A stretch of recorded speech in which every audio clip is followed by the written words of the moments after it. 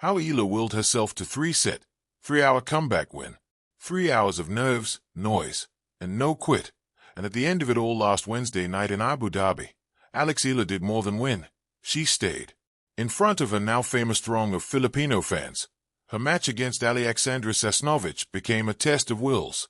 At 2 hours and 51 minutes, it was the kind that stretched beyond the scoreboard. That distance was not unfamiliar, though. Back in June 2025 at the WTA 250 Eastbourne Open, right before her Wimbledon debut, Eala went the same long route, only to fall short against Maya Joint. 4-6, 6-1, 6-10, 7-12. That loss lingered. But this time, the ending differed. What separated Abu Dhabi from Eastbourne was not shot-making. Rather, it was survival. When the body faded and the margins disappeared, Eala held her ground and refused to let the moment slip. Survived this one. Thanks, guys, she said in a social media post afterward. I really tried my best in those moments to fight. She also remarked in her post-match interview. I really tried to find the fight. And in the end, I think when I was coming back, I was able to find it. So I'm really proud of that. And she did it in the middle of a stadium with nearly no empty seats, partisan supporters screaming her name and waving blue, white, red, and yellow flags. These moments are moments I only have dreamed about, she added. Selling out stadiums is insane, and being in these matches in particular just stick with you. And I've had a lot of them in the past year, so I'm really happy with this win. Thank you. Next. The win marked Eala's fifth quarterfinal appearance on the WTA Tour and set up a clash with second seed and world number 11 Ekaterina Alexandrova. It also nudged her up to number 38 in the live, unofficial WTA rankings. Her feist to level 250 and above title still waits, as a lone trophy so far came at the WTA 125 in Guadalajara. Still, in the round of 16 of the Abu Dhabi Open, Eala continued to prove she can last through the longest nights and fight her way through to the toughest of wins. The will to win. How Eala engineered a three-set, 3-hour comeback. The stadium lights shone like a constellation, casting elongated shadows over the court as the crowd murmured in anticipation. It was a day that seemed ordinary at first glance, but for Alexandra Eala, every second carried the weight of possibility. She was down a set and a break, facing an opponent whose forehand could slice through resolve itself. Yet, beneath the surface of sweat and nerves, something extraordinary was stirring, a quiet, unyielding force within her. Eala's journey to this point had been marked by a tapestry of discipline, sacrifice, and resilience. From her first tentative swings at the age of 4 to the countless hours on clay, hardcourt, and synthetic surfaces, she had cultivated a rare combination of skill and mental fortitude. Today, all of that was being tested in real time, in front of thousands of eyes, and millions more watching around the world. The first set had been a nightmare. Every time Eala found a rhythm, her opponent countered with surgical precision. Forehand winners ricocheted off the baseline. Aces punctuated each of the more difficult rallies, and slowly, the scoreboard tilted.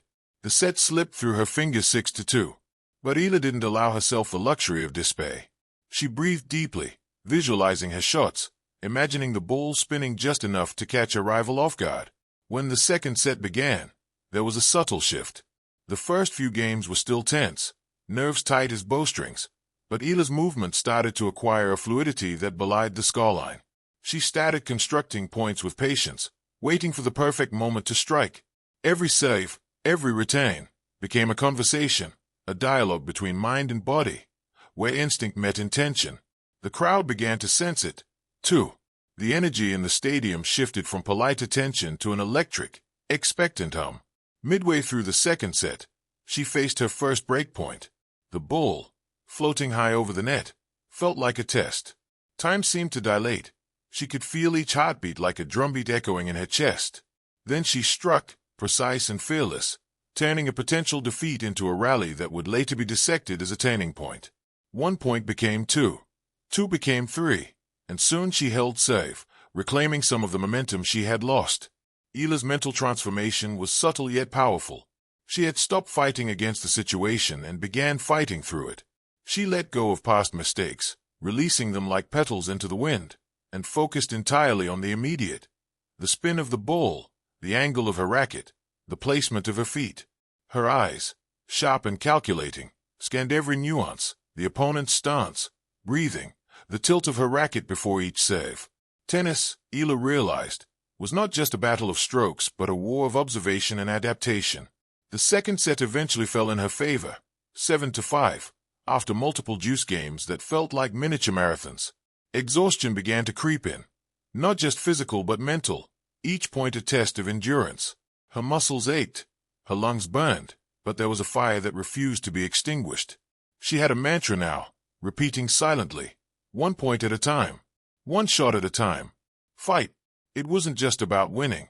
It was about proving to herself that resilience was stronger than circumstance. By the time the third set began, the match had already become a saga of attrition. Both players had exchanged grueling rallies, each lasting 20, 30 shots or more, each point a microcosm of strategy and willpower. Eala leaned into her strengths, a penetrating backhand down the line, a slice that dipped sharply near the net, and a save that combined precision with a deceptive spin. Every shot was deliberate, every movement purposeful. Midway through the third set, the turning point arrived in a sequence that would become legend among fans.